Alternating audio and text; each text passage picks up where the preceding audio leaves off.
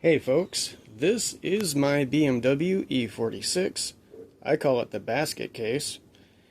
Last week we went racing for the first time with our new turbo setup, and luckily it survived. However, at the end of the night the engine was a little unhappy. So in this video we're going to figure out what made it unhappy.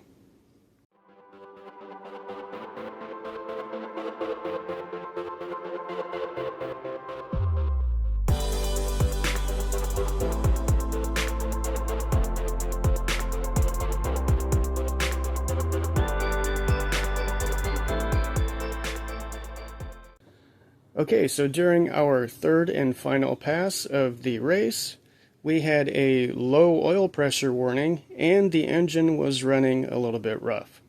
I have my suspicions as to what the low oil pressure was about, and I checked the trouble codes and it said the exhaust side of the Vanos is not working properly, so that's probably why the engine was running rough.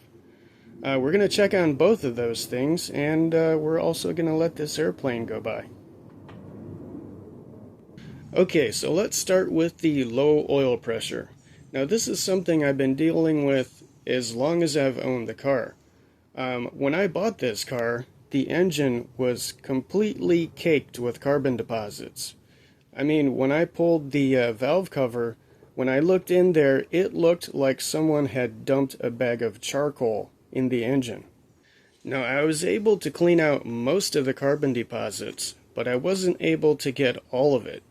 So we still have some of that stuff floating around inside the engine, and occasionally it makes its way into the oil filter and it plugs up the filter, and then it causes a low oil pressure warning at idle. So we're going to check the oil filter and see if it's got some trash in it.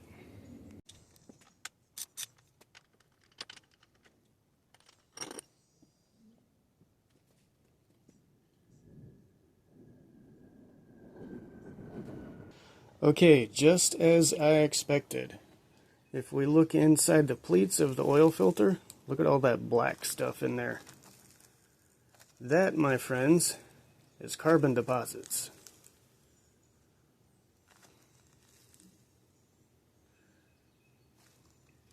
So, we'll put a new filter in it, and that should take care of that. Okay, since there was so much carbon deposits in the oil filter, I'm wondering if maybe there is some carbon deposits in the Vanos unit. So what I'm going to do is pull the exhaust solenoid, since that's the area that has the trouble code, and we'll see if any carbon deposits come out of there. If they do, then I'm going to pull the Vanos unit off of the engine and just clean out all the passages. Okay, so I removed the radiator fan to give myself more room to work. These fans are really easy to remove. You just unplug it, then you've got one screw on this side, then you've got the plastic Christmas tree fastener on the other side, and whoop, comes right out.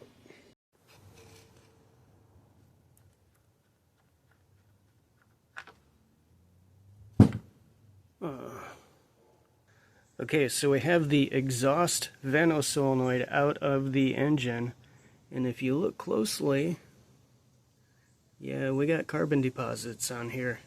Actually, look at the stuff coming off on my fingers. So, yeah, we're going to pull the Vanos unit off of the engine, and we're going to give it a thorough cleaning. Okay, folks, the Vanos unit is ready to come out. Actually, I got this done pretty quick. It only took about a half hour, and that includes searching for a 10mm socket.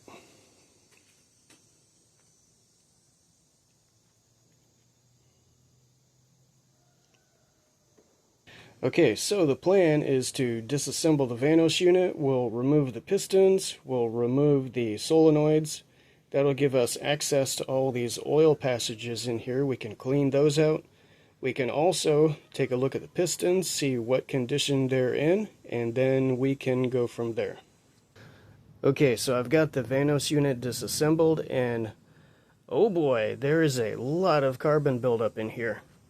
For example, this is the intake piston. I know the problem is on the exhaust, but still, if we look at the intake piston, it's got all the carbon deposits on it. And also in the piston cover, check this out. Just yuck. So I think we're going to give the Vanos unit a chemical bath, and then we'll go from there. And also, if the solenoid for the exhaust turns out to be bad, then we can just replace it at that point. Also, if we look inside the bores for the Vanos solenoids, they're just full of carbon deposits.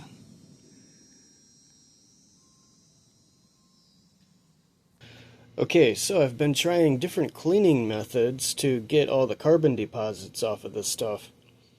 First I tried alcohol, and it kinda works, but it takes a while. Then I tried brake cleaner, and actually it didn't do much better than the alcohol. So then I figured, I've got some SuperClean laying around, let's try that. And this is the result. This is after one wash with SuperClean. It's not perfect, but after a couple more washes, this thing is going to sparkle. Very nice. Oh, and here's what it used to look like, just to give you a perspective.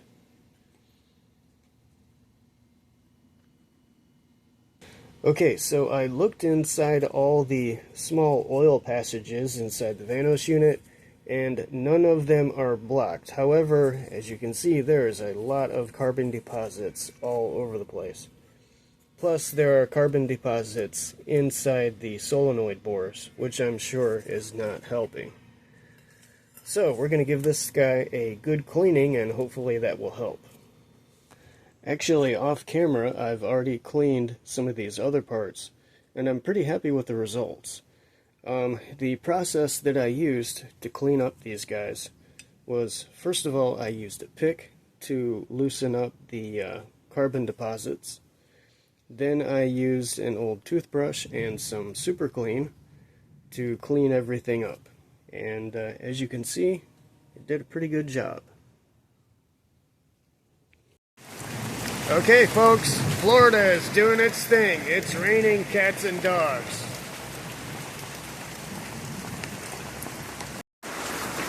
Anyway, we got the Vanos unit all cleaned up, and I think I forgot to mention this, but I cleaned all the oil passageways inside the Vanos unit using some pipe cleaners and SuperClean, and actually that did a really good job. So now we just need to let this stuff dry out overnight, and then we'll come back tomorrow and put it all back together.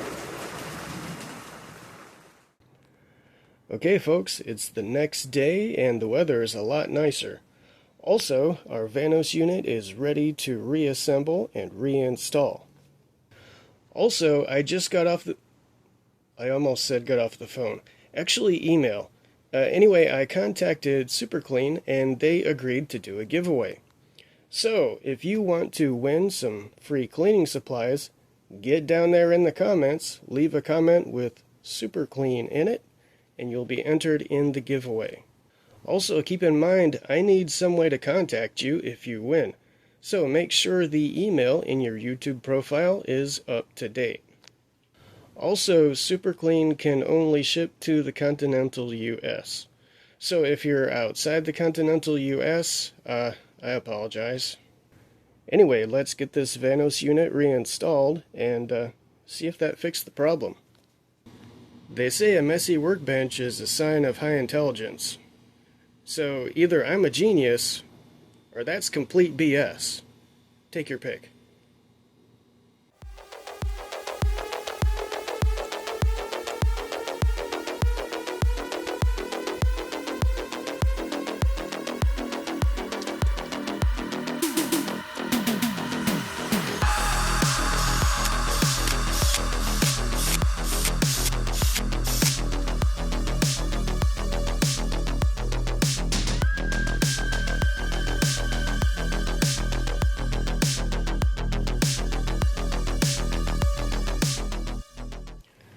Okay folks, the Vanos unit is ready to install, and just to be safe, I decided to turn the engine to TDC cylinder number 1. As you can see, we've got our timing tool attached to the front of the cylinder head. Also, if we look down at the balancer, the timing mark on the balancer is lined up with the mark on the timing cover. Also, if we look at the cam lobes for cylinder number 1, they are both pointing toward each other. And, last but not least, if you look at the square parts on the back of the camshafts, they're both parallel with the top of the cylinder head. So, we are good to go.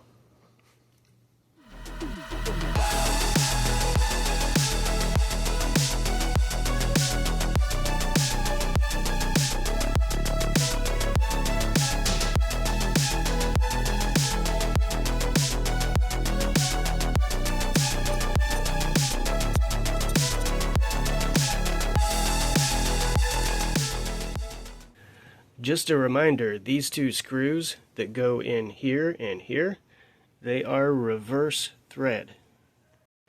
Okay, so the Vanos unit is installed, and I think the next step will be to install the valve cover.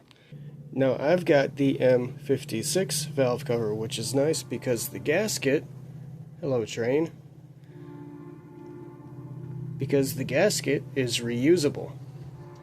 But when we install the gasket, it's a good idea to put a dab of sealant in each corner of these half moon shapes, on the front and on the back. And also, you want to put a dab of sealant where the Vanos unit meets the cylinder head, here and over here. Okay, so here's a close-up of what I'm talking about.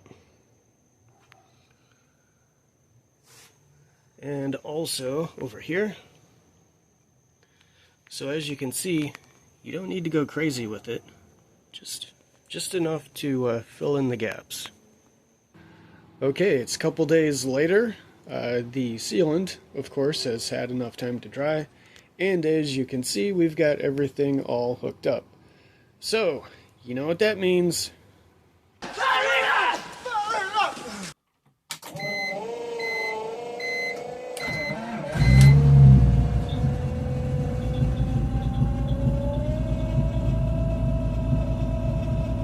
Well, crap.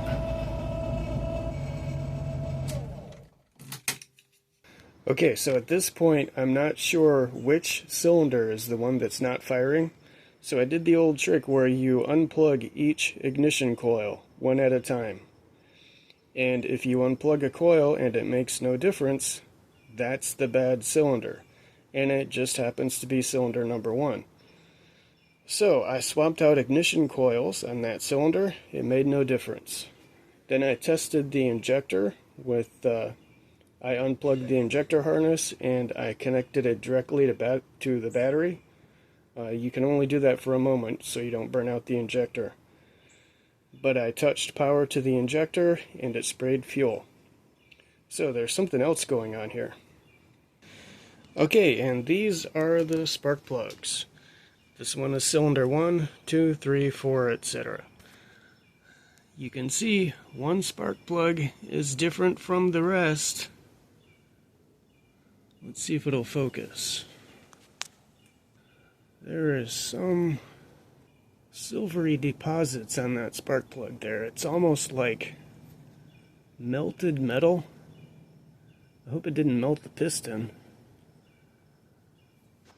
Okay, so unfortunately, cylinder number 1 has left the chat. I was afraid of that, but those deposits on that spark plug mean that we probably melted a piston. Okay, I almost ended the video right there, but I want to see what's going on inside cylinder number 1, and I bet you do too. So I bought this endoscope on Amazon. It just showed up. So let's get this thing hooked up and take a look inside there. Okay, here we go.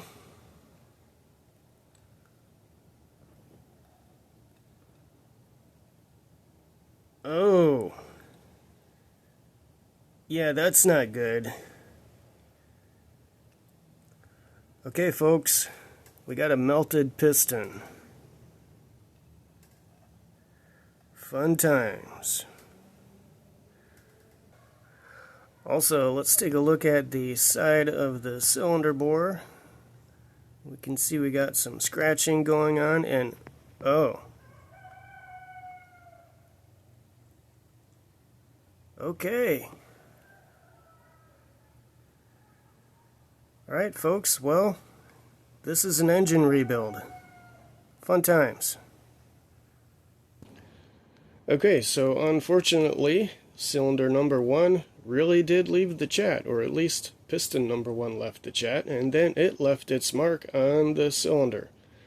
So, that means either we need to re-sleeve that one cylinder, or we need to find another engine block.